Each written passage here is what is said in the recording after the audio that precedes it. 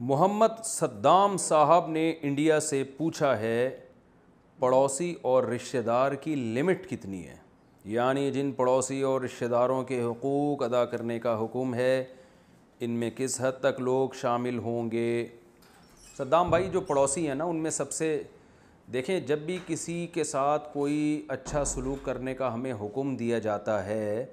اور قرآن یا سنت میں اس کی وجہ لکھی ہو کہ اس وجہ سے اس سے اچھا سلوک کرو، تو جس میں جتنی زیادہ وجہ پائی جائے گی اس سے اتنا زیادہ اچھا سلوک ہوگا۔ اب قرآن نے حکم دیا کہ پڑوسی سے اچھا سلوک کرو، 5ویں پارے کی مشہور آیت ہے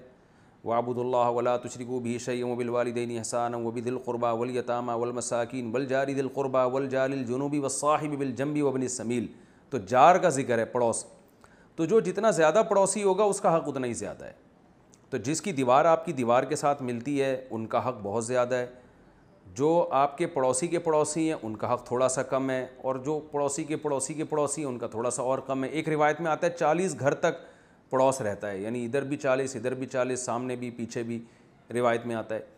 لیکن ظاہر ہے کم ہو جاتا ہے حق، سب سے حق تو اس کا ہے جس کی دیوار آپ کی دیوار کے ساتھ ملتی ہے۔ تو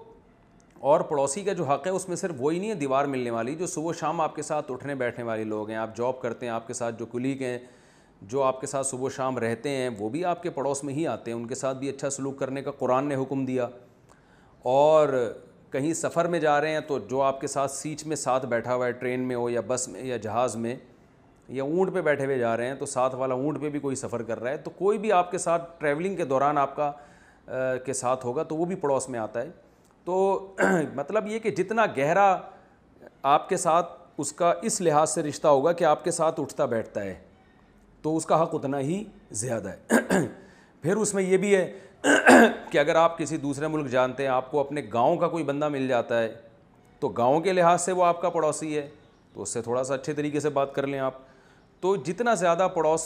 پڑوسی پن پایا جائے گا، آپ دوسرے کنٹری میں جاتے ہیں، آپ کو اپنے کنٹری کا کوئی بندہ مل جاتا ہے تو آپ ذرا اور اچھی طرح سے اس سے بات کر لیں، یار تم بھی پاکستانی ہم بھی پاکستانی، تم بھی انڈیا کے ہم بھی انڈیا کے، نہیں تو کم از کم تم انڈیا کے ہم پاکستان کے، دونوں ملک ایک دوسرے کے پڑوسی ہیں۔ تو کسی بھی لحاظ سے